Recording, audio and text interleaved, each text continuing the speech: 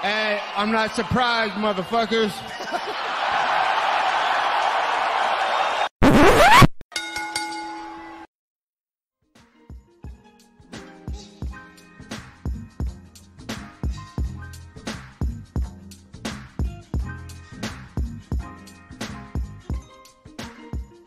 What's up, guys? Welcome to Courtside Soundoff podcast today. I'm Josh Soundoff. He's Angel Ortega. A lot of stuff to get into. UFC Norfolk, UFC 248, Invicta Phoenix Series 3, NBA, the return of Steph Curry, along with a bunch of other topics, and a little bit of boxing news to close out the show. Before we get into all of that, though, start off over on the UFC side of things. UFC Norfolk was last Saturday night from Norfolk, Virginia. I still don't know if I'm saying that right. I've heard some people pronounce it the other way, but who gives a shit?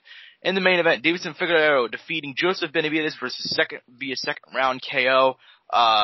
Honestly, this fight was a banger the entire way through. Honestly, before the KO, I was sitting there thinking, like, this fight's going to be one of the better fights we talk about at the end of the year, man. Like, this fight was really, really entertaining for all the time that it went on. But in the second round, Joseph came out. By the way, Joseph Benavidez did not fight his normal self. I'll say that much. He was coming out here. He's swinging a lot of punches. It looked like he was trying to go for the knockout early, which is not really his thing. He's typically very much a well-rounded guy, a much more patient guy. Instead, he comes out, he's throwing bombs early. He caught Figueiredo more than a few times, but Figueiredo has an iron chin. You're not going to put that guy out. He walked him down, had a couple fun scrambles in the opening round, and then second round, near the beginning of it, Joseph came forward with like a right hand, and they clashed heads. He had a giant cut due to the headbutt, and then not even 2 seconds later, Figueiredo put him down with the right hand, jumped on for the ground and pound, and that was it. No flyweight champion. Obviously, the belt got vacated before they even began due to Henry Cejudo being stripped of the belt due to him not fighting at flyweight anymore. Angel, two questions for you. First off, what did you think about Figueiredo's victory? And second of all, put yourself in the matchmaker's shoes. You're Mick Maynard, you're Sean Shelby, you're those guys. What do you do with the flyweight division now? You know something? I run it back. You know, hopefully, you know, whatever it may have been, you know, it was 2 pounds. You know, that's a lot probably in the grand scheme of things, but it was 2 pounds, right? That's what it was. It was 2.7, I think. Yeah, 2.7, almost 3. It's a big deal. It's a decent amount. You know, whatever it may be. You know, now he's aware. Maybe there becomes better preparation. I love to see him run it back. You know, this kind of. I imagine the outcome isn't different, but if it is, wow, that's good. That's exciting. That means there's competition, right? I personally like to see it again. Obviously, Davidson, like, I knew that if it were to happen, it happened in this fashion. And it'd be, like I said, in the early round. It was the second round. And it happened like I thought it would. You know, for obvious reasons, you know, things didn't go the way that were anticipated, but, you know, it goes down like that. Let's run it back. There's entertainment there. There's value. You know, I'm sure they can throw this on another card and stack it, and it'll be a good fight. I think this is they can do something nice with this, and they should look at it as a positive, because I don't think it's a negative going forward by any means. Yeah, and in a weird way, I think this could be a nice reset for the division, because now obviously the belt's vacant. That's not what you want. You obviously want there to be a champion at all times. Now it's kind of weird, honestly, with no champ. I know Henry Cejudo is pretending that he never even lost the belt, but officially UFC.com, it's vacant. Dana White said he wants to book the rematch, but for me personally, what I want, I mean, what I think should happen, what's deserved to happen, probably a rematch. You know, you look at Figueiredo, he's like 19-1 now, so many finishes in the UFC, by far the most entertaining flyweight in my opinion. He's a mini Yoel Romero, but just like Yoel Romero, he missed weight. But he missed weight one time, is the only time. It seems like it's an anomaly. So I think you've got to give him that shot, because pretty much he is the uncrowned champion at this time. He's not going to move to bantamweight because he's only missed once in his like 21 fight career. So like I get him not moving up. I think he deserves that shot, but at the same time, just as Benavidez, he's been around for so long, man. He was the uncrowned king forever, basically. He was the clear number 2 everywhere he went, and whenever Henry Cejudo left the division, everybody's like, all right, here we go, just Benavidez's time. It's his time to finally be champ. And then a guy comes in, and he's supposed to fight and misses weight by nearly 3 pounds, gets head-butted and loses the fight. To be fair, that was Benavidez's fault for the headbutt, but still, that's not really, I mean, it was just a mistake. It was very much an accidental thing. No one to really blame for it, but it still did happen. What I want is honestly, the Josiah Formiga versus Brandon Moreno winner to fight Davis and Figueiredo. That's not what's probably the most deserved thing in the world, but I think both those guys are super entertaining. I think it's really hard to give somebody a title shot coming off a loss, especially when you consider that Benavidez is 0-3 in UFC title fights, 0-4 if you could count the WEC title. So he's very much a guy that when it comes to the big moment, he's not exactly shown that he can propel himself to victory. Anyways, moving on to the co-main, and we're gonna talk more about the whole couple fights as a broad topic because it all leads into the fact that Amanda Nunes' next fight was confirmed yesterday. Early on in the card, Megan Anderson fighting Dumont, and she ends up getting the first round KO. She looked phenomenal out there. She got on the mic. She called out Nunes, said that she's the only featherweight on a winning streak, and that is correct. She is on a 2-fight winning streak. One over Dumont, obviously, and then the other over the woman in the co-main event, Zara Farn Dos Santos, and Dos Santos ended up facing Zara. I don't know I think her last name is Dos Santos, but anyway, Zara Farn. That's what they called her on the broadcast.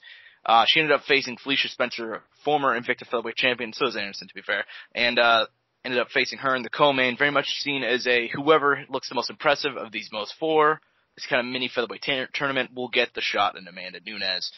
And Felicia Spencer went out there. She did exactly what we thought, she was going to do. She's amazing jiu-jitsu, an amazing top game. She took her down, hit her with the ground and pound, and she got the first round TKO finish. A bit of a late stoppage, honestly.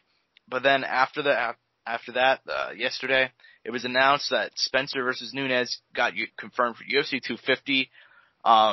Obviously, the main reason why they gave it to Spencer over Anderson is not even a year ago, Felicia Spencer defeated Megan Anderson via first-round submission.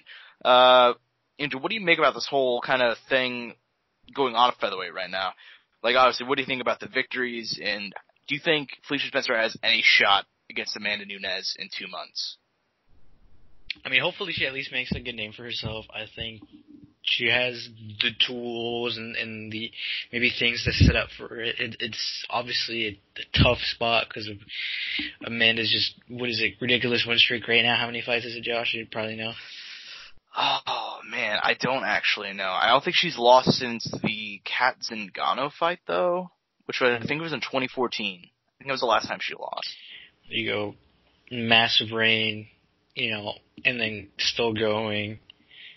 As well as, title defense after title defense, looking great each time, completely embarrassing some of her opponents, Chris Cyborg, notably, more so recently.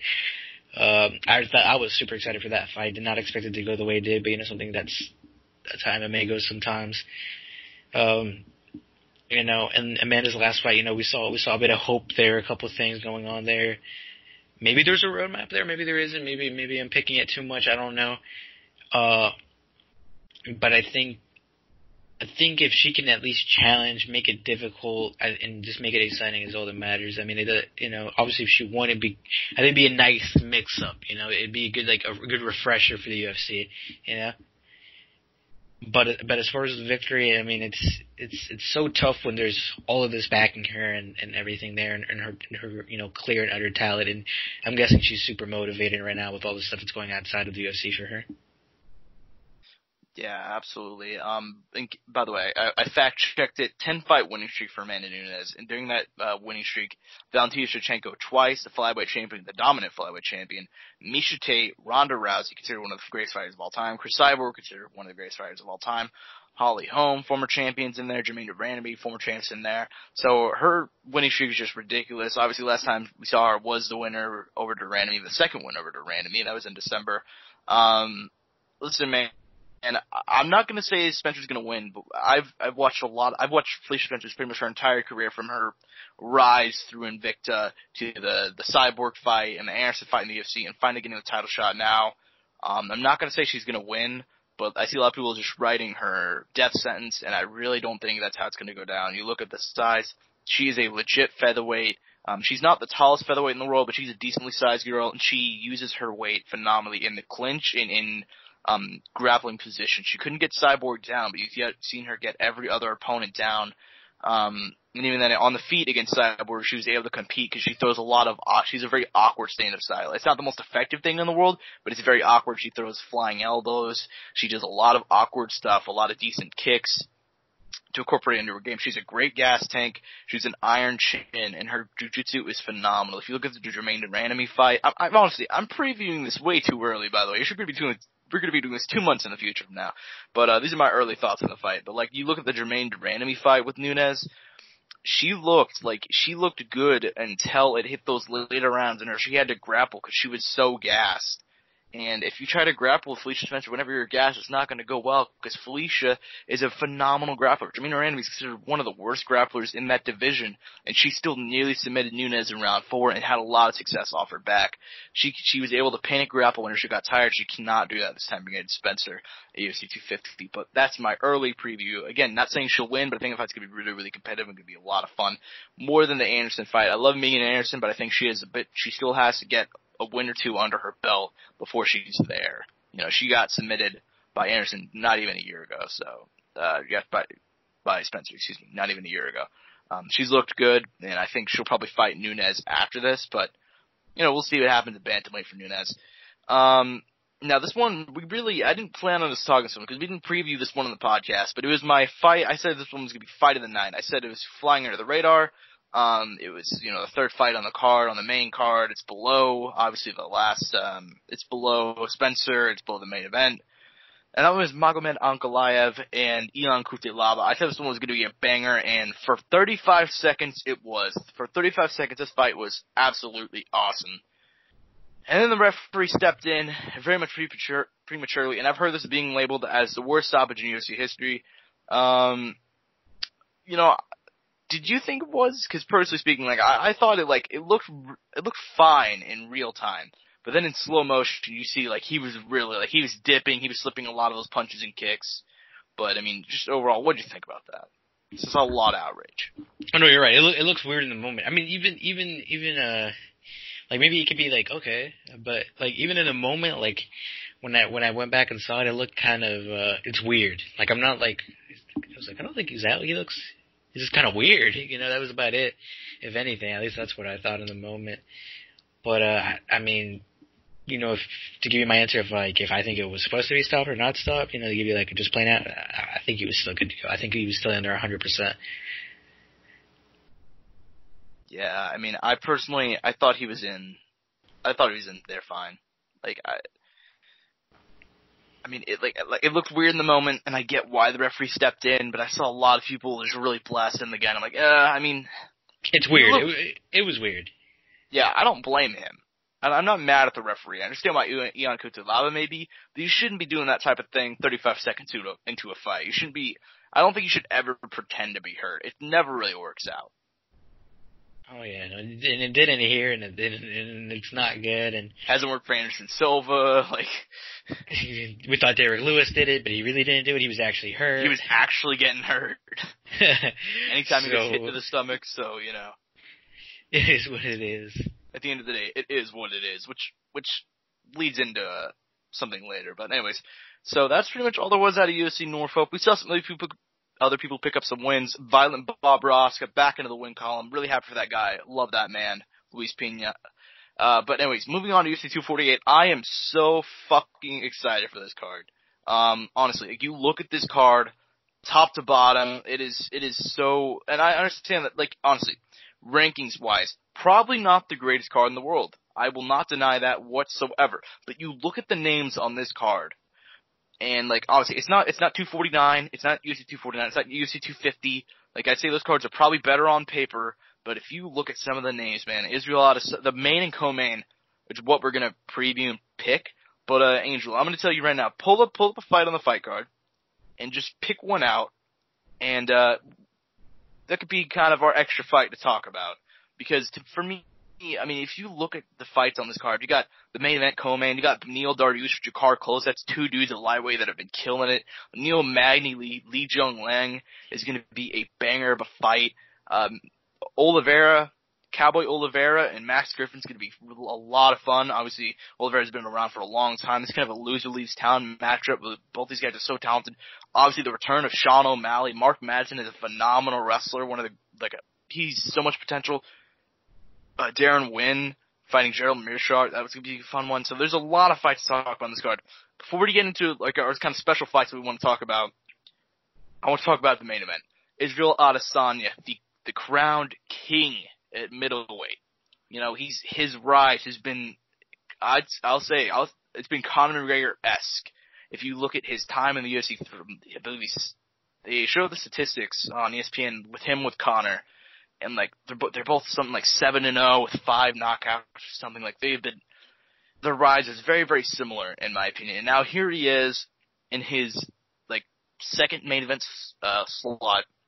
Last time out, he defeated Robert Whittaker to win the undisputed title. Before that, he beat Kelvin Gastelum in my fight of the year pick, and he's facing the Cuban soldier, the soldier of God, the 42-year-old, the Vince Carter of the UFC, Yoel Romero. And I mean, Yoel, does he deserve the shot? No, but Paulo Costa, the number 1 contender, not good to go. Jared Cannonier, 3-fight winning streak, probably the most deserved guy in the division. He's hurt. Darren Till, he's not in the mood to fight. Robert Whittaker. But he just made his way to middleweight, too, so we can give him that, too. Exactly, so I get it. Kelvin Gastelum, 2-fight losing streak. If you look at all the contenders in middleweight, they're either injured or undeserving. And not to say that, Yoel Romero is, but, whenever you see, I've seen one guy. I literally cover MMA as my job. I've seen one dude ever say, look at Yoel Romero and be like, I want to fight that motherfucker. That man was David Branch. The second person to ever call out Yoel Romero is Israel Adesanya. That just tells you, that tells you all you need to know to get hyped for this fight. Yoel Romero is the boogeyman of this division, alright? Nobody wants to fight this guy. He's a Cuban wrestler, background in the Olympics. He's the power of God, literally the punching power of God. He murdered Luke Rockhold. He KO'd Chris Weidman. He beat Jacare Souza. I thought he killed Leona Machida live on television. Those elbows were fucking ruthless a couple years ago, okay? He beat Tim Kennedy, Derek Brunson. I'm going through his entire resume right now, and then you look at the wars he had with Robert Whittaker and Paulo Costa. The dude deserves to be here. He's one of the best in the division. Then Israel Adesanya, the king in middleweight, man. His rise has been unlike anything else. I think I've previewed this fight enough. Angel, gun to your head. Are you taking your homeboy, the soldier of God, or are you taking your other homeboy, Israel Adesanya? You know something? This is the most exciting fight. I think this has the potential to be fight of the year, fight of the decade. That's probably kind of far-fetched because a lot can happen. It's the first year of the decade, but fuck it, yeah. Yeah, fuck it, I'll remember it. The thing is, matchup-wise, entertainment-wise, personality-wise, we do not get any better than this in the UFC. I mean, they could get, obviously there's other guys who have that potential, in Conor and, so on and so forth, not to go on. But, something, I'm still sold on Izzy, bro. I'm sold on the Izzy train. Let me tell you this, 100%, and I've been saying it, the opponent, the opposition, Yoel, which obviously makes sense. This is how it has to be. The best has to be fighting the best, so that way there's competition, right? If not, it's not competition, right? Yoel has a great chance of beating Izzy. I do not doubt that. I can see Izzy coming out of this Yoel coming out victorious, and I see Izzy winning this all. In my eyes, tomorrow night when we get to a main event, buckled in, Izzy walks out, Yoel walks out. That that bell rings, they make it to whatever round, or if it's not, or whatever. I'm not trying to predict how it's going to go down right now as it is. I see Izzy, being given that belt by whoever on his right side, and still being champion by the end of the night. We've talked, outside of this, given our, some predictions as what we think could happen. And just the nicknames, just a story. The Last Stylebender versus the Soldier of God. It is the most. It doesn't get any more anime than this. for Israel, and I know he's super into that. He's mentioned that he loves these parallels, and I'm sure he's gonna be riding it all weekend, and he's feeling it. And it's so good because I like him personality wise. He's relatable. You know, he's good for the UFC, and people like to watch this guy. And I think, I've said it, previously on the podcast. This is arguably the best striker in the UFC. It has some of the best boxing I've seen in the whole UFC. Every time I see Izzy box, it's almost like I'm just watching a regular boxing match, except there's, some kicks, throws, and some other stuff in there. And I find it really entertaining because, prior to the UFC, that was my bread and butter boxer. I boxed when I was younger. I watched boxing, in my youth. That was my thing, It was something in my life that I wanted to do, but for a number of reasons, I kind of just wasn't inspired by it anymore and kind of grew out of it, and I came back to it because of the UFC.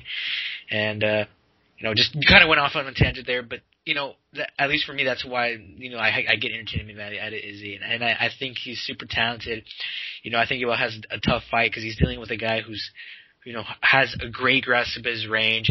He can throw a kick. He can go in and out. He can make this fight super exciting or super boring. It doesn't matter to win it. And I think that's the main reason I want to pick Izzy, just because I know he has just that outstanding boxing and that outstanding, perception of range throughout the whole fight. I know he's fighting an explosive guy in Yoel. I don't know, maybe Yoel's age is starting to show. I don't know. I don't think he's out yet. I by no means think that. I think he's still there. I still think he still has that. But his last fight with Paulo was a really weird fight. I mean, he's just a weird individual as it is at times. But I don't like that it's translating into the octagon. So I'm a bit unconfident with that when it comes to him right now. And I'm really on the Izzy train, so that's why I'm sticking with Izzy. Yeah, man. I look at this fight, and I fully agree with you. I think this has fight of the year potential, fight of the decade potential. Like I know we were joking about that, but I'm staying with that, man. Because honestly, you look at the match, just the styles of these two guys. Romero, he's never been in a boring fight. He never has. And Israel, neither has he. In his time in the UFC, he's not been in a boring fight, and that's just the truth. And I'll be honest with you guys, it took me a long time to hop on the Israel Adesanya train. And that's because I saw a lot of his early fights. I saw him versus Melvin Guillard in Australia. And Melvin Guillard obviously is a long-time lightweight who just got fat and didn't want to cut weight anymore. And he didn't get fat, but you know what I'm saying here. He couldn't cut any more weight, so he fought him at middleweight, which is ridiculous. And Melvin Guillard nearly choked him out in the first round. We saw Rob Wilkinson have success of his wrestling in the first round. We saw Marvin Vettori take him to a split decision. And so for a long time, it took me a long time to hop on the Israel Adesanya train. But then once I saw him beat the shit out of Brad Tavares, because to me, Brad Tavares is a guy who's been around for a long time. He has a lot of good wins. He's been in the UFC since 2010, I think. The guy's very much a good fighter. I picked him to beat Izzy. And Izzy styled on this man like it was nobody's business. And Brad Tavares is probably on the best streak of his career going into that fight. So ever since then, I've been on the Izzy train, and I'm sticking on it. I'm staying on the bandwagon. I think he's going to beat Yoel Romero, and I'll go even further. I think he's going to beat him with a finish. I think he's going to beat him with a late finish, either round 4 or round 5. I think he's going to get him out of there. I think he's going to be the second man to ever finish Yoel Romero. I would say the first and only is Rafael Cavalcante in Strikeforce back in 2010 whenever Yoel was fighting light heavy. I think he's the first man to beat finish him at middleweight. He's the first man to finish from the UFC. And I think as of tomorrow night, we'll see Israel Adesanya and Still. And then move on to the co-main event. We very rarely stick around on a card for this long. I've noticed that. We're 20 minutes into this podcast, and we've been talking on UFC, which is pretty. Normally, you kind of get it out of the way quick. I've noticed, but anyways, previewing this card, like I said, it's probably one of the better cards of the year. Zhang Weili, Angel's favorite fighter, one of the first to predict the Zhang train. Hop on that train, taking on Joanna Jędrzejczyk. Joanna, obviously the long-time champion of this division. Whenever this division came up, she beat Carla Esparza because she couldn't be on the Ultimate Fighter. I don't remember if it was visa reasons, but she couldn't get on the Ultimate Fighter. So then she ended up having to fight Carla Esparza after the Ultimate Fighter, and that's the reason why she wasn't the first ever champion for the division. And then she goes out there, she starts off 14-0 in her career. She defends the belt 5 or 6 times. She beats Jessica Penne, Esparza, Gadelia, Kokavevich, Andrade, Laterno, and she just looks phenomenal until she runs into Rose Namajunas. Rose Namajunas beats her twice, and after that, she was on the downslope, man. I was very much unsure of her career until, obviously she lost to Shevchenko at flyweight. I was really excited for that one. That one wasn't even close, honestly. And then she faced Michelle Waterson, and I expected her to win that fight, and she did. And it seems like her career's been on track. She looks focused. She's talking to Joanna of old, Joanna of 2016. She's looking and talking like that Joanna, taking on Zhang Weili, and obviously Zhang, very much the first Chinese UFC champion, 4-0 in the promotion. A lot of potential, man. Like she's on a 20-fight win streak. And then she TKO'd Jessica Andrade, and nobody finished Jessica Andrade. It's just not something that happens. Jessica Andrade is a glutton. Like she can take all the punishment in the world, man. Her chin finally got cracked last time though by Zhang. She came forward, she landed a couple of right hands early, finished her in the first round, became the first Chinese champion in China. I still remember that. That was the loudest I've ever heard a crowd on a broadcast. I've gone back and forth on this pick all week long, but first I'll let Angel make his pick. Are you sticking on the Zhang train, or? I am. I am. And let me tell you this: there's not. I don't know how to word it. There is some. It's a tough matchup for both of them. I think they both. I wouldn't say it's a mirror matchup, but I see some parallels in the striking, some stuff when they're in the pocket that is similar. They're not afraid to throw those elbows when they're up in the clinch, and then Weili with those brutal knees to the body, which I love. I love her ability to mix it up and go everywhere and anywhere, and it's a good fight. I love it. I've been sticking with Weili. I saw this. I'm sure you saw the video. I had it on my whatever, one of my recommended videos. It was a Chael Sonnen video. It's like it was Weili versus Joanna, and it was like who's the better striker? And I really went back and I watched the videos, and it really got me thinking. And I don't know. I see a lot. They're both really good, and I think we'll see that what is it, tomorrow night. And how that's going to go down, but that is like a factor that I think will play a big role. And I'm sure you'll go into more, Josh, and I'll learn more. But I'm sticking with Weili. Yeah, I was sticking with Weili really up until a couple days ago, and I guess that kind of gives my pick away right away. But I've gone back and I've watched a lot of Weili's fights, and this is one of those fights where it may seem like I'm the smart man and I'm making a contra, because I've seen Joanna as like a decently sized underdog at some places, similar to Yoel. I saw Yoel as like a 2.5 to 3 dog at some points. But I've looked at Zhang. I've seen like a lot of her fights, man, and like I think back to the Andrade fight for Joanna, and she looked so sharp against Waterson. Probably that was prime Joanna performance, honestly. That was a prime Joanna performance against Waterson last time out, and she looks focused, she looks good, and Zhang Weili's style is a lot like Jessica Andrade. She's very much plodding forward. She doesn't use a whole lot of angles to cut off her opponent. She tries to get in close. She tries to get into the clinch, and she does phenomenal work in the clinch. I'll give her credit there. Elbows and knees, she looks great in the clinch. She looked good against Torres, against Andrade, and her grappling's pretty underrated too. Obviously she submitted Jessica Aguilar. I think she went from a triangle into an armbar on that too. So she looked really, really good on the ground there. But her style reminds me a lot of Jessica Andrade, and we all saw what happened to Jessica Andrade. Joanna, she's the best striker in this division, especially at range. She'll pick you apart at range. She'll use kicks to the body. She'll use her jab, keep you on the outskirts. She has phenomenal gas tank. She'll throw 600 strikes in a fight. I'm exaggerating. I don't know if she'll do that, but she'll keep you on the outside. She'll just do phenomenal work at range, and I think that's what she's going to do. I'm going to pick Joanna via unanimous decision. I don't know if she'll make weight. Weigh-ins happen soon, as of the time that we're recording this. I'm not entirely sure that Joanna or Yoel will make weight. I've been terrified all week long. If they both do, it'll be dope shit. I'll be really, really happy about that. But I'm terrified that they don't. Like, I'm really, really scared. But as for one other fight, the fight for me that you have to watch on this is Neil Magny, Li Jinglong. Because obviously Sean O'Malley was going to be my other pick, but that seems was that seems like it's kind of be a layup pick. You know, he's such a good prospect to watch, and he's finally back. Neil Magny coming back, obviously a perennial top 15 guy.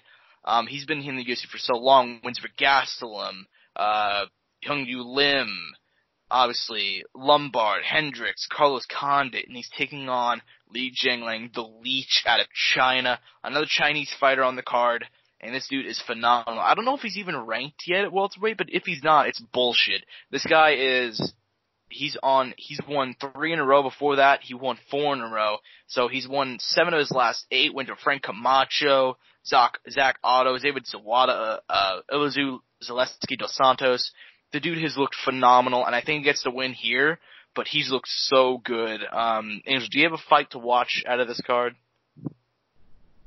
You know, after the 1 year, let's just lay off. The boy Sean O'Malley's finally making it back to the UFC and to be fighting again, so I'm excited about that. I know he's been putting in the work in the gym. He's been going to the jiu-jitsu tournaments. He's been killing it, so I'm excited to see him back in the mix. Absolutely. You guys are curious, he's not fought since March of 2018. Over 2 years by the time he steps into the octagon next. Obviously all the shit with USADA. A lot of stuff out of his control, which really, really sucked, but, I mean, he's here, man. Like I said, he's been in the grappling tournaments. He's looked damn good a lot of the time. He's Jose Quinones. Quinones is a very, very, very good bantamweight. A good test for him to come back to. 8-3. Obviously, that doesn't tell the whole story. His wins in the UFC, he's been in the UFC for a long time, actually, but he has some damn good wins, too. Alejandro Perez, Teruto Ishihara, Diego Rivas. So I think he's like 4-1 the promotion, 5-1. So it's a damn good test for Sean O'Malley to come back to. But I guess that's all we have. I mean, there's a lot to talk about in this card, but I'm pretty sure we've ran over the majority of the talking points in that card. Before we get into the NBA, later today I will be out at Invicta Phoenix Series 3. The one-night tournament is back in Kansas City at Memorial Hall. A bunch of great talent on this card to watch. I did a piece for Courtside Press, which is who I'm going to be representing at this event as a member of the media. I singled out a couple of fighters to watch. If you don't want to read it, I'm going to tell you a couple. Kay Hansen, she's 20. The girl's been fighting. She's been 18. She's going to be, I don't know if she's going to be a future UFC champion. She's going to be UFC pretty soon. I can guarantee you that. She's so good on the ground. She's coming out of Eddie Bravo. It's 10th Planet. She looks so damn good on the ground, and she's just improving rapidly from fight to fight to fight. So she's somebody to watch. Taylor Gerardo, fighting in the Invicta tournament, by the way, making her professional debut, was 9-1 as an amateur, and was considered one of the greatest prospects during women's MMA's uprising. She was coming up through the division in amateur MMA. Her only loss in amateur MMA was to Ronda Rousey. She had wins over Ashley Evans-Smith, Raquel Pennington, I believe, and a couple of others. So she has a lot of potential.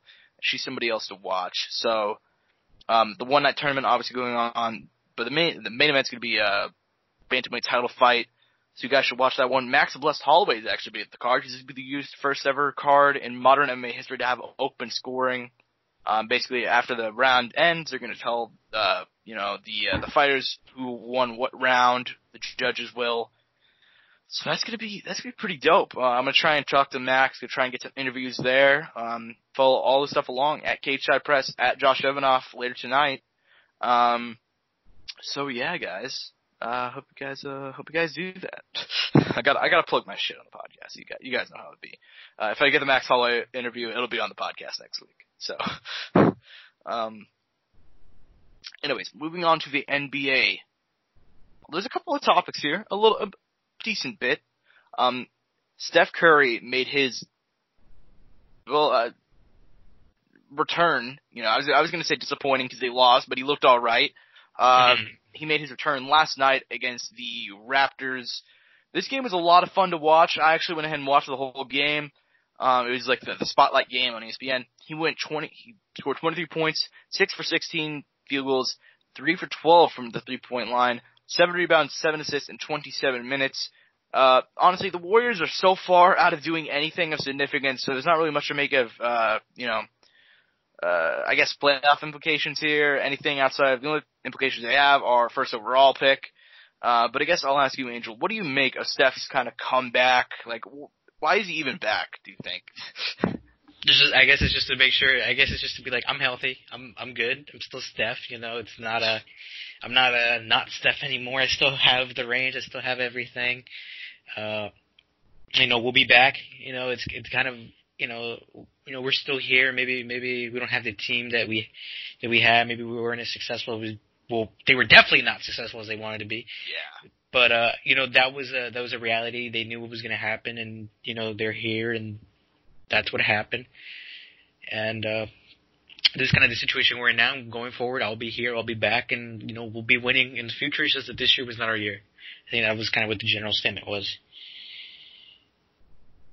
Yeah, I mean, he looked okay. I wouldn't say he looked phenomenal, but obviously first game back in 58 games, something like that.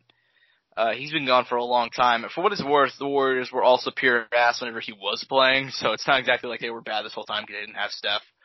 But I think next year that squad's gonna be back to be legit. So that'll be fun to see them next year. It's still good to have Steph back. It's good to have him a part of the game. He's an entertaining guy no matter what. Even if the Warriors are gonna be losing, he's an entertaining guy.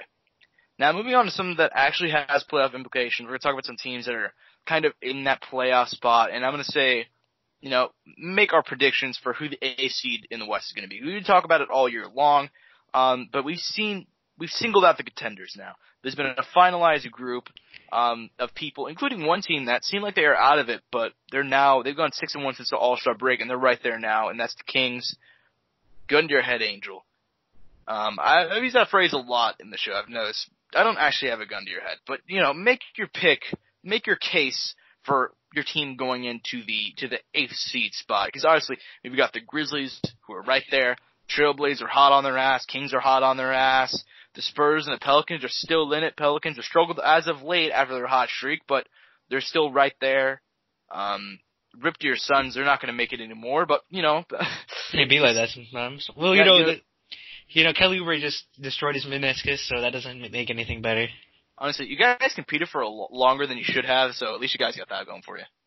Oh, yeah. It's all good, though. It's the first year. We recovered from the year before that and the year before that. So we're kind of back where we were before. We're looking good. It's all good. It's a learning process. We got some rookies in here. You guys are looking good. I'm not mad.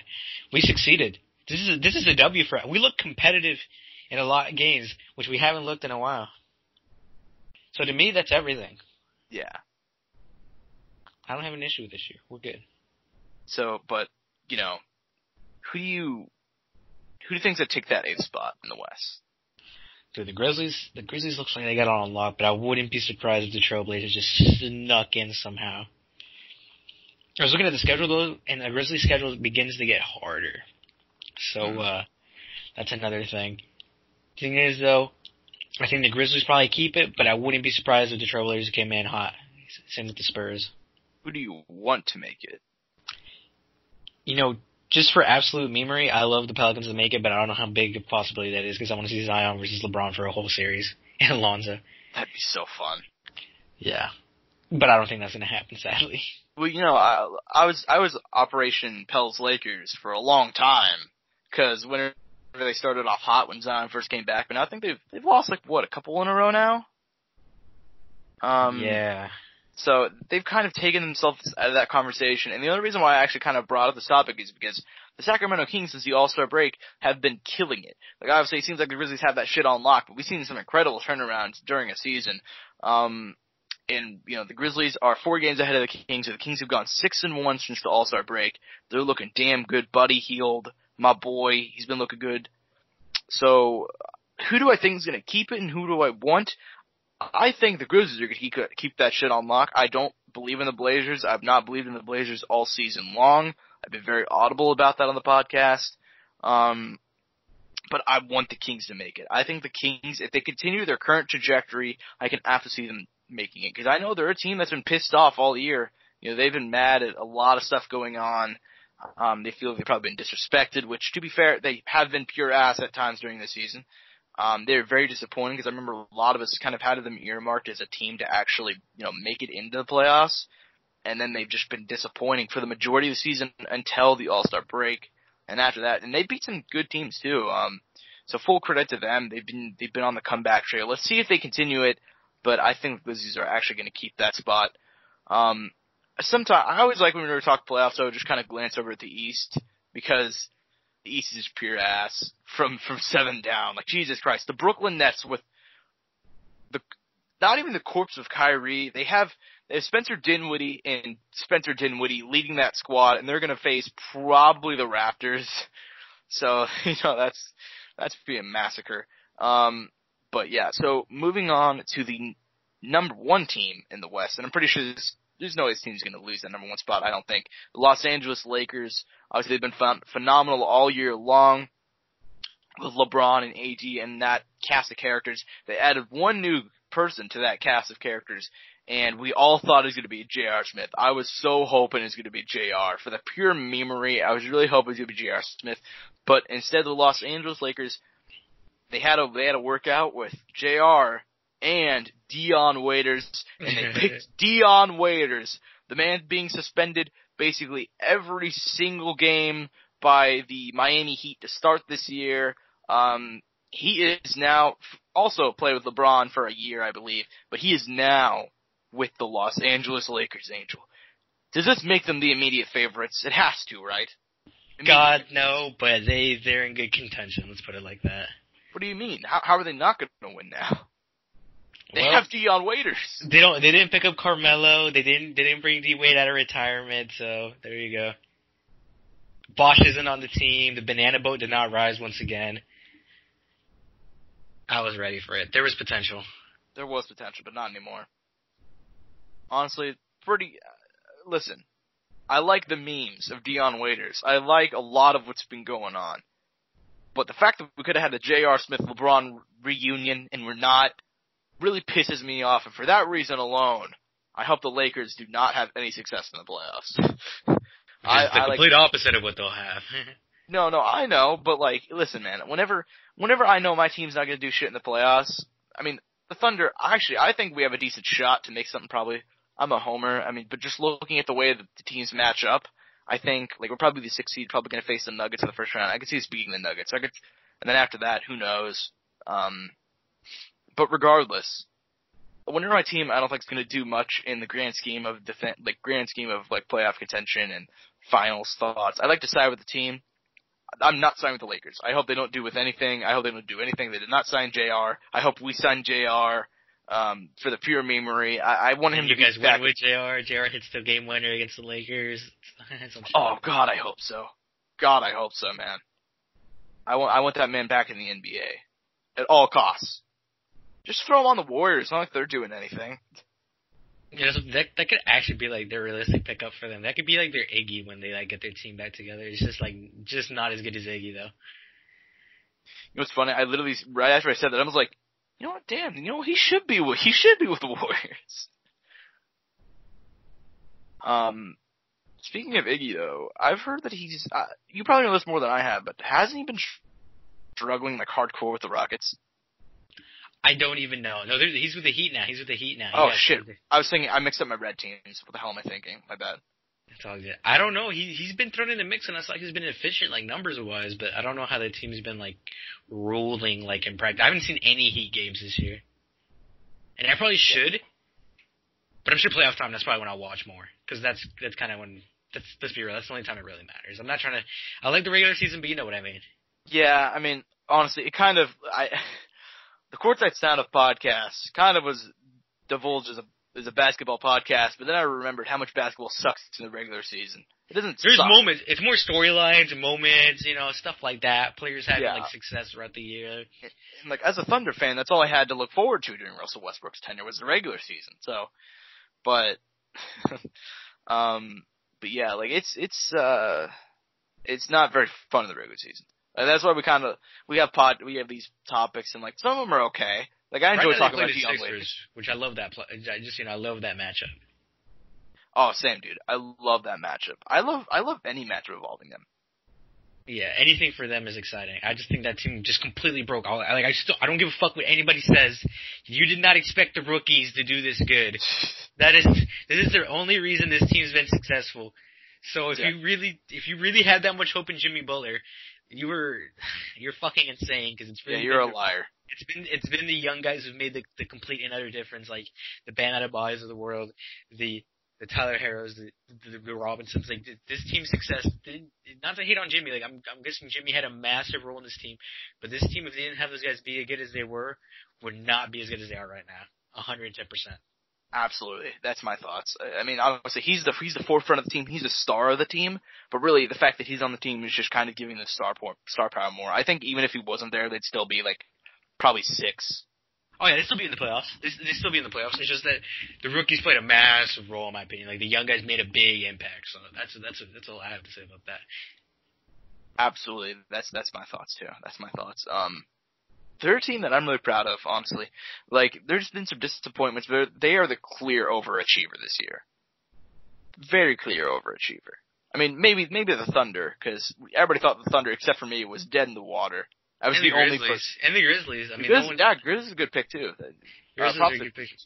Yeah, Remember whenever Andre Iguodala got traded to the Grizzlies, and everybody's like, "Oh my God, fuck the Warriors! They sent Iggy to die." And then the Warriors died. And then the Warriors ended up dying, and the Grizzlies are in the playoffs. So isn't that ironic? It's just, that's how. But he still refused to play for them. So it's whatever, though. It's whatever. It's all. They got beef.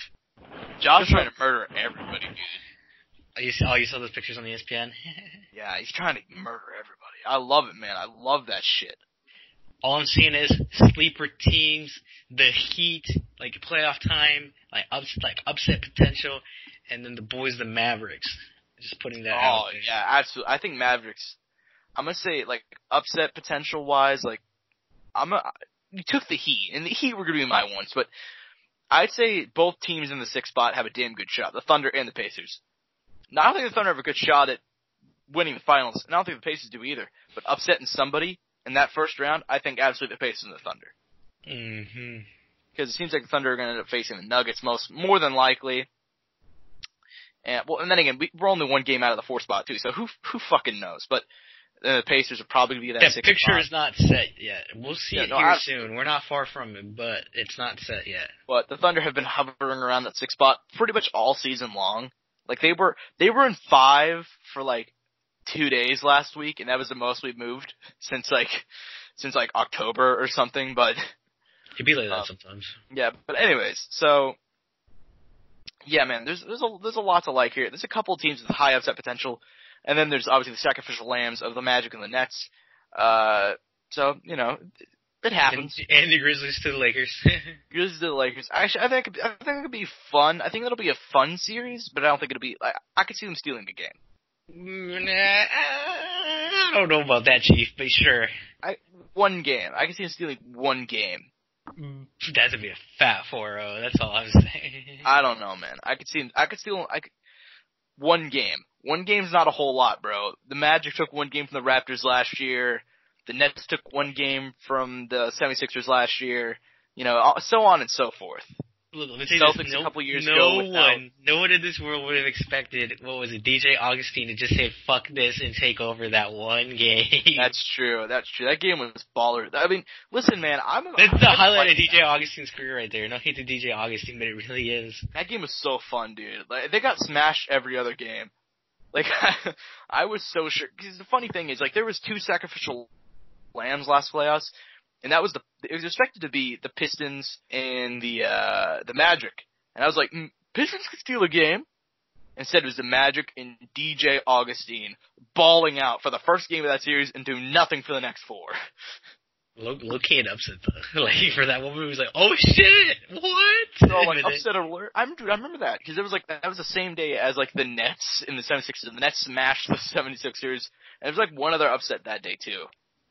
You know, but we'll see. Everything, like a day. It gets exciting, but you know, then we come back to reality. Do you have any more NBA news, Josh? Really, the only one left to talk about is Tim Duncan got his first win as Spurs head coach, and I saw Patty Mills gave a quote about Tim Duncan's coaching the Spurs, and everybody's like, "Oh, damn, Tim Duncan, he's gonna be the next." At some point, it seems like he's the heir to the throne. I think for the Spurs, I think that's kind of been the conclusion for a while now. But Patty Mills said about Tim Duncan about the win, he said he didn't do shit. And then Tim Duncan said at the presser that he didn't do anything but yell at people. It'd be like that sometimes. So, good for Tim Duncan, man. I'm happy that guy has a future, like, in terms of coaching. It's fun to have him in the game. Because he's so damn likable. He's a likable human being. Anyway, so you ready to move on to boxing? Yes, sir. All right.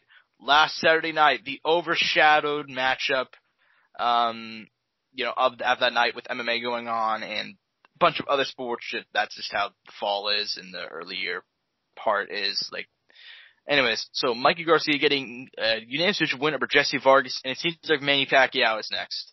Honestly, this fight was it was pretty exciting. First couple rounds, it seemed like Jesse Vargas had him on upset alert until in the 6th or 7th round, I don't remember the exact round, he dropped Jesse Vargas, and from there on, it was all Mikey Garcia. Scorecards are pretty weird. I saw some people saying that Vargas got robbed, and I'm like, what the hell are you people talking about? Like, he had some early success in the first 6. I probably gave him 4 the first 6, but then once that knockdown happened, it was all Mikey. I think I had it like 7-5 or, 8-4, something like that for Mikey. So it was pretty clear. Did this win change your kind of thoughts on a Pacquiao matchup at all? Like, do you have any more preference towards or against it? Oh no, I think this is the matchup. I mean, Mikey's not old by any means, but he's starting to get up there in age. He still has a lot of fight in him, without a doubt. But his age will show here in the next few years, and then obviously Manny is the dog right now. He's back. He's on the A side. He has the title. He's looking good. He's a name. That's pay-per-view. That's money. He's back in that conversation, and it just makes you wonder where he can take it from here. Yeah, he's in the driver's seat. He's that man for putting that everybody in the division wants to fight. He'll probably think, oh, it's the old man. I'll get a lot of money for this, but then he's still got hands. And I'd pick him to beat Mikey, honestly. I just don't like him at this weight class. That's a banger, though. That's a banger of a fight. No, absolutely. I just don't like him at this weight class. Going for Manny, definitely not. Same for Mikey. Didn't work out. But, it's still like a good matchup, so it's no big deal for me. In terms of, it's just going to be a banger. We know that. I think if the Spence fight were to happen for Manny, that'd be like a terrible matchup for him. It'd just be really boring again, like the Mikey fight. I think he'd go about the same way. I think he'd lose to a lot of the guys at the very top of this division. But I think it'd be fun, except for the Spence one.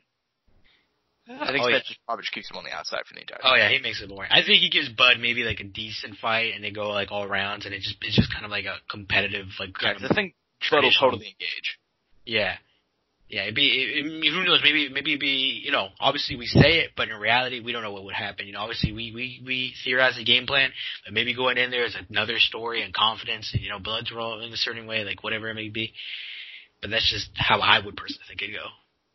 Yeah, same. But honestly, Manny against anybody in the division, like I said, outside of probably Spence, it'd be a lot of fun. But even then, Spence is taking his time to get back. So, I don't know. Oh yeah. He's it's a miracle he didn't have any broken bones or anything. I don't think he had a concussion, but he was drunk, so. He'd be like that sometimes. That definitely plays a role, because honestly, that sounds weird, but drunk drivers, generally speaking, they don't die a lot of the time because their body's a lot more relaxed. There's like science behind the shit. I don't know. I don't know if that's true for a fact, but like, I'm pretty sure that's how that works. And he got flung out of the car, and he didn't even. I don't think he had anything but like a black eye or something. It was something ridiculous. You just hardened up, bro. It's ridiculous. But anyway, he's still taking his time to get back because it wasn't a traumatic car accident. So, which is his fault. I mean, he did drunk drive, so whatever. But I'm not gonna get into the legal ramifications of that, which I believe are nothing for him. But he is famous. Anyways, moving on next, Adam Kownacki is back. Obviously, he's one of the top guys in this heavyweight division that you kind of look at and you're like, well, he's a fun guy to watch. He probably won't win the title, but he'll be a fun guy to watch. He has potential, though. He has potential. I'll say that. He does have potential. His last time out, he faced Chris Arreola, which we'll also talk about later, which, that's foreshadowing, if you guys haven't seen the news. But anyways, he's taking on, what's this man's name? I forget his name. Robert, how do you say it? Polinas? Something like that. It's one of those Nordic names, so we're probably going to pronounce it wrong no matter what. He's the B-side. he's the B-side in this. It's very much going to be a Kaunaki kind of showcase fight, not necessarily one where he can like get the knockout, but he's the star in this. I think without saying that, like I'm picking him to win. I'm picking Kaunaki to win. Very much going to be a fun fight, I assume. But then we can get into the more important stuff after this, right? So let's say he gets the win. Andy Ruiz has gone on record saying he wants to return in August. And of those two opponents, he's looking at either Adam Kaunaki or his former opponent, Chris Arreola, who faced Kaunaki last time. One of the more fun heavyweight slugfests of the year. One of my top fun fights of the year. That one was a banger for 12 rounds. I'll ask you right now, which one do you think is the best move for Ruiz? Because obviously, Ruiz, he had a really bad second fight against Joshua. He gained a lot of weight. He's saying he needs to take the majority of this year off to get more into shape. Do you think he should face Kaunaki? He's kind of more in that top realm of heavyweights. Or should he face a guy like Ariel, who has probably a bit more star power in terms of name, but he's on the downslope, probably a bit more of an easy contest for him? Like, let me tell you this right now. Entertainment value, both these fights bang no matter what. Like, entertainment value, both these fights would be great. Rankings-wise, getting a name under your belt and looking good and getting back in that conversation, definitely Adam. Arreola, it's still a good, I think they both give him a good amount, but I think for rankings, for him to look good, I think Kawanaki's the move. Definitely. Yeah, I mean, without a doubt, I think Kaunaki is the more entertaining. Okay, well, let's say this. Chris Arreola has never been in a bad fight, so it'll be entertaining no matter what. I think Kaunaki make a lot of sense rankings-wise, but I'm actually going to go the other way. I think he should fight Arreola next.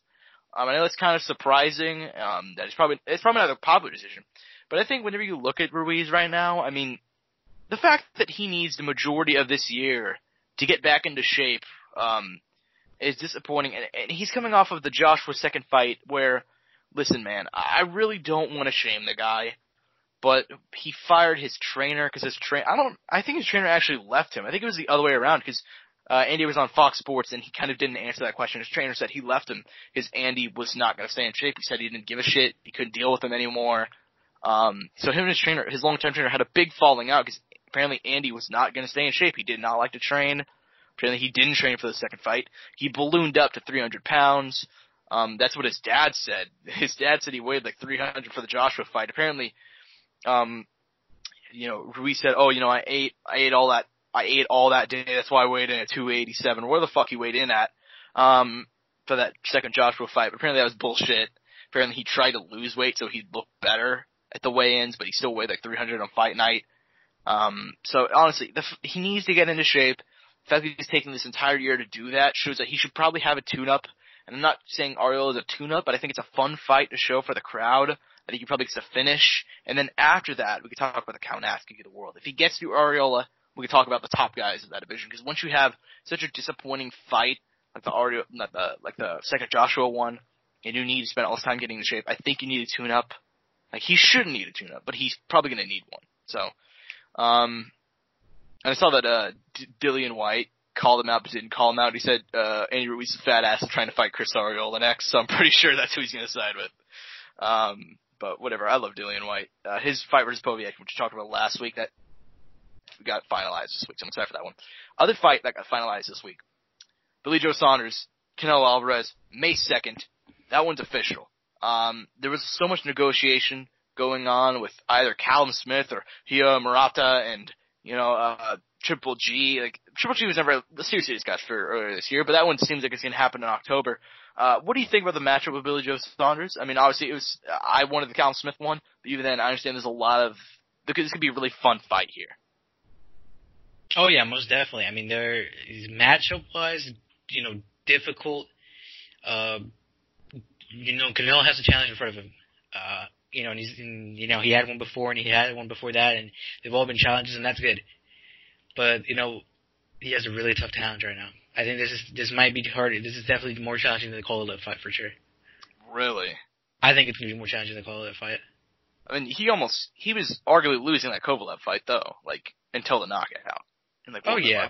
But there were, I felt like in the Kovalev fight, I'm like, okay, he's going to set up for it. This one, yeah. I think it'll be very hard just because of the style. That's fair. But we won't preview it now, but that's just a little bit here. A little preview here now. Yeah, absolutely. Listen, man, I like this one a lot. Obviously, I wanted the Callum Smith one, but at the same time, I get why they're not doing it. Callum looked really disappointing last time out. Whereas Billy Joe Saunders, he's not normally the finisher. You know, he's more decisions than knockouts. But he got the knockout last time around. He has the hype with the KSI Logan Paul too. He was on there, which honestly, that sounds like not true. But that card was like, I think Eddie Hearn said it was the third most watched thing on DAZN. I know we watched it together. I know it was a really, really big deal. So he has that momentum from that. He got the knockout in the co-main before that. So he has that going for him. And then obviously, I think just his style. He's 29-0. I think he poses a lot of interesting problems. He's going to have the size. He's going to have the reach. I thought the Kovalev one was going to be really, really hard for Canelo, and it was for about 11 rounds until he set up for that right hand, and he got it. He got the KO. And now, speaking of Kovalev, he's actually going to be back next month, which just got announced. He's having a really, really fast, not really fast turnaround, but like a short notice fight. Like, he's going to be back April 25th. I don't remember who he's fighting. But, like, I was really, really surprised to see that news come out, like, yesterday or the day before that. We won't talk about that here, but I thought he was going to retire, honestly. But anyways, he's fighting Sullivan Barrera, April 25th, so good for Kovalev. But anyways, I like this fight a lot. I understand why it's happening. The one thing that I'm excited for, even more for this one, though, is obviously, if he gets to this one, apparently he had a new deal. I'm not sure if this is official. I'm not sure if this is real. But I saw that apparently he's going to fight Triple G next in October, the trilogy, which I'm excited for, but not excited for, in a weird way, because, you know, Triple G's 38 now, I believe, and Canelo's trying to out-age him, and he got robbed the first 2 times around, so what's going to be the difference the third time? Whatever. And then Murata in potentially December, so Canelo's next 3 fights are all going to be bangers. I like all 3 of those. So yeah. I mean, I like a lot of Canelo Alvarez's current, and let's say he gets through all those, he'd be the fight of the year for 2020 too. A lot of people had fight of the year last year. I didn't agree with that necessarily, but, you know, he's been in that contention last year, and this year I think he just might get it. But unless we got anything else, I think that's it for the week. I mean, next week's gonna be a little slower, right? I believe so. I mean, I don't think there's anything in boxing next week. I know there's gonna be an MMA card. I don't remember who it is, though. Well, when it comes around, we'll talk about it. But I think next week's gonna be a slower week. Let's just put it like that. Yeah, I could pull this up real quick, because I really want, now I'm curious who's gonna be next week. Talk about, oh yeah, I fucking love this card next week. Okay. It's the Brazil one, Kevin Lee, Charles Oliveira, and then Damian Maia and Gilbert Burns. And then Johnny Walker's back. Oh, Johnny Walker's back. There we go. Okay, so that's good. Not gonna be slow. We're not that slow. Okay, we're good. And Juicy Formiga, Brandon Moreno. So we got a dope ass card next week. Definitely ones could be flying under the radar. But yeah, so there we go. Thank you guys but that's all we got for this week. Thank you guys as always for listening to Courtside Soundoff podcast. At Courtside Sound 1 on Twitter, Courtside Soundoff on Spotify. Really every single place you can get a podcast. We're probably there. Odds on money, except for Stitcher, because I've never set that up. But we're on YouTube, iTunes. It's called, I'm not sure why I say iTunes. It's Apple Podcasts at this point, but whatever. All the places you expect to find us, we're there. Facebook, Instagram, Courtside Soundoff. So you guys, thanks for listening as always. So peace and butt grease. Mouse click.